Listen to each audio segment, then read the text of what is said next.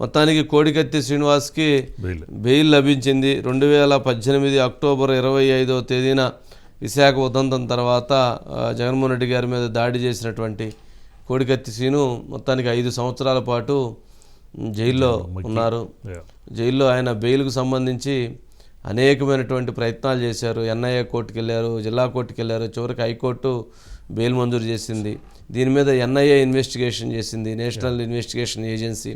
అట్లాగే police departments investigation చేశాయి. చివరికి బెయిల్ ఎందుకు ఇచ్చారు అని అంటే, జగన్మోహన్ రెడ్డి గారు 5 సంవత్సరాలుగా కోర్టుకు హాజరు కాలేదు. వారు ఏదైతే తనకు అన్యాయం జరిగిందని చెప్పడానికి కూడా వారు రాలేదు. వారు కనీసం వచ్చి ఇతను చేసినట్టు ఇతనే దాడి చేశాడు లేదా ఇతను ఈ రకమైనటువంటి ఉద్దేశంతో చేశాడని చెప్పడానికి కూడా రాలేదు. మరి మళ్ళీ ఇన్వెస్టిగేషన్స్ కోరుతూనే ఉన్నారు. ఎన్ఐఏ ఇన్వెస్టిగేషన్ కావాలంటున్నారు, మరింత కీలకమైన దర్యాప్తు కావాలంటారు ఆయన. మరి ఆ కీలకమైన దర్యాప్తు ఏంటనేది మరి వారికి చెప్పరు. సరే, మొత్తానికి బెయిల్ మంజూరైంది. అయితే షరతులు విధించారు. ఎందుకనంటే కోడికత్తి శ్రీనివాస్ ఎక్కడైనా ఈ కేసుకు సంబంధించి మీడియాతో మాట్లాడకూడదు, ఈ కేసుకు సంబంధించి మాట్లాడకూడదు అని షరతులు విధించి వచ్చారు. కావున ఇతను బయటకు వచ్చాడు. మరి కోడికత్తి శ్రీనివాస్ కూడా జాగ్రత్తగా ఉండాల్సినటువంటి అవసరం ఉంది. అతనికి కూడా ప్రమాదం పొంచి ఉండేటువంటి పరిస్థితి ఉంటుంది. ఎందుకనంటే ఇప్పుడు జరుగుతున్నటువంటి రాజకీయ సమీకరణాల్లో కోడికత్తి శ్రీని జగన్మోహన్ రెడ్డి గారి మీద దాడి చేశారు కాబట్టి, కోడికత్తి శ్రీని కనుక మీద దాడి చేస్తే కొంత ఏదైనా ప్రయోజనం జరుగుతుందనో, లేదా ఏదైనా కొంత హైలైట్ అవుతామనో, లేక ఎవరైతే కోపంతో ఉన్నటువంటి వాళ్ళు లేకపోతే ఎవరో చేసి ఎవరి మీద నింద నెట్టాలనుకునేటువంటి వాళ్ళు, లేకపోతే ఎవరన్నా ఇంకొకరి మీద నింద నెట్టాలనుకునేటువంటి వాళ్ళు ఎవరన్నా కానీ ఇట్లాంటిది ఏదైనా చర్య చేపట్టేటువంటి అవకాశం ఉంది. బట్ అతను కూడా కేర్ఫుల్గా ఉండాలి.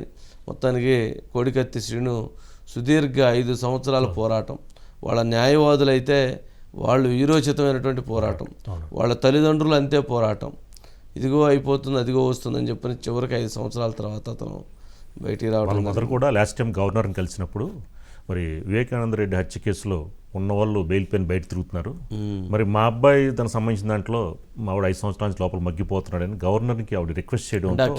ఈ కేసులోనే విచిత్రం ఉంది. మరి న్యాయమూర్తులు కూడా ఎందుకో ఈ కేసు విషయంలో బెయిల్ ఇచ్చేటువంటి విషయంలో ఇన్ని సంవత్సరాలు ఒక డ్రాగన్ చేశారంటేనే ఇది ఒక కీలకమైనటువంటి అంశంగా చూడాలి. గాంధీ ఈ కోడికత్తి సీన్కి సంబంధించి 25 అక్టోబర్ 2018లో ఇన్సిడెంట్ జరిగిన తర్వాత ఆ రోజే అతను అదుపులో తీసుకున్నారు. అదుపులో తీసుకున్న తర్వాత మళ్ళీ ఆ కేసుని 2019 జనవరి 1వ తేదీన ఎన్ఐకి అప్పచెప్పడం జరిగింది. సిట్ దర్యాప్తు కాదని చెప్పి ఎన్ఐకి అప్పచెప్పారు. అప్పుడు పోలీసుల మీద మాకు నమ్మకం లేదని చెప్పిన నేపథ్యంలో అది ఎన్ఐఏ హ్యాండిల్ చేసింది. అయితే మొత్తం వాళ్ళంతా ఇన్వెస్టిగేషన్ చేసి ఎన్ఐఏ అనే దాన్ని, ఎన్ఐఏ అనే ఏజెన్సీ అంటే మన ఇండియాలో ఒక ప్రత్యేకమైన ఏజెన్సీ. అది చాలా టెర్రరిస్ట్ యాక్టివిటీస్ కానీ అటువంటి కేసులని వాళ్ళకి అప్పచెప్తారు. వాళ్ళ ఇన్వెస్టిగేషన్ వివరాలు కానీ లేకపోతే వాళ్ళతో ఉన్న కాంటాక్ట్స్ ఉంటుంది ఎవరికి తెలియదు. అటువంటి దాంట్లో ఇప్పుడు కోడికత్తి సీన్ని ఎన్ఐఏ కేసుకి అప్పచెప్తారంటే వాళ్ళు చాలా పక్కగా వాళ్ళ ఇన్వెస్టిగేషన్ ఉంటుంది, పిన్ టు పిన్ వాళ్ళ ఇన్వెస్టిగేషన్ ఉంటుంది. అయితే ఆ ఇన్వెస్టిగేషన్ తప్పుపడుతూ సీఎం గారి తాలూకా సంబంధించిన న్యాయవాదులు ఓ పిటిషన్ వేశారు. ఈ దర్యాప్తు మీద అనుమానాలు ఉన్నాయి, ఎన్ఐఏ సరిగ్గా దర్యాప్తు చేయలేదని చెప్పి చేస్తే వాళ్ళ యొక్క దర్యాప్తు నివేదిక మొత్తం కోర్టుకు సమర్పించారు. ఇందులో ఎక్కడ కూడా ల్యాబ్స్ లేదు, పూర్తిగా పర్ఫెక్ట్ గా మేము చేసాము, ఇందులో రాజకీయ జోక్యంగా నిలబడి లేదని చెప్పి వాళ్ళు ఒక అఫిడవిట్ వేయడం జరిగింది. ఆ తర్వాత మళ్ళీ ఇక్కడ నుంచి అది ఎన్ఐఏ కోర్టు వైజాగ్ పంపించారు, విజయవాడ నుంచి. అయితే ఎన్ఐఏ కోర్టు మొదటి నుంచి కూడా ఎన్ఐఏ కోర్టులో మొదటి నుంచి కూడా అతనికి లాయర్ సలీం అని చెప్పి ఒక ఆయన మొదటి నుంచి అతను పోరాటం చేశాడు, అతని తరఫున పోరాటం చేశాడు. అంటే ప్రజా సంఘాలు, రాజకీయ పార్టీలు ఇటీవల కాలంలో అతను మద్దతు పలికే కానీ మొదటి నుంచి సలీం అనే న్యాయవాది అతని తరఫున పోరాటం చేస్తే ప్రభుత్వం ఒక రకంగా అతను కూడా వేధించినట్లుంది కదా, అతను కూడా ఇబ్బంది పెట్టేటువంటి ప్రయత్నం కూడా చేసినట్లుంది సలీం న్యాయవాదిని కూడా. సీఎం కి వ్యతిరేకంగా అతను వాదించాడు, అది కూడా మనం చెప్పుకోవాలి.